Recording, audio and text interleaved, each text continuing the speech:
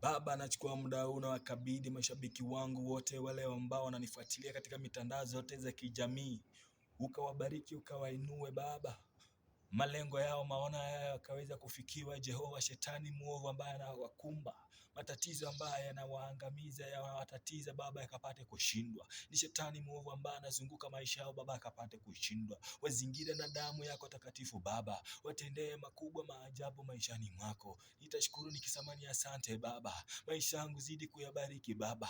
Jehova, zidi kuwa na mimi Baba, malengo yangu yaweze kutimia Baba, niweze kusonga viwango vingine Baba, sawa na mashabiki wangu wanaonifuatilia Baba, na wanaonipa mawaidha Baba, na wale wanaobarikiwa na neno langu pia, wao kazidi kuwainua, ukazidi kuwa nao, ukawajenga katika mwamba imara, ukawajenga katika mwamba imara. Shetani mwovu anayewinda maisha ukaweza kubomoa. Ukibomoa Baba, ndashukuru nikisema ni asante. Zidi kuwabariki, wazidi kunifuatilia. Kwa hiyo nimeomba na kuamini katika jina la Yesu, amina.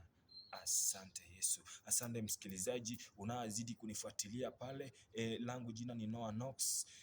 Zidi kubarikiwa na usichoke kumtumainia Mwenyezi Mungu, ukiamini ipo siku nao atakutendea. Iwapo alinitendea mimi, wewe ni nani asikutendee? Iwapo alimtendea yule mwingine, wewe ni nani asikutendee? Iwapo alimfanya yule mwingine kuwa tajiri, iwapo alimfanya yule mwingine kwenda ng'ambo, iwapo anamfanya yule mwingine anaendesha gari, wewe ni nani uteseke? Mtumainie Bwana na umtegemee.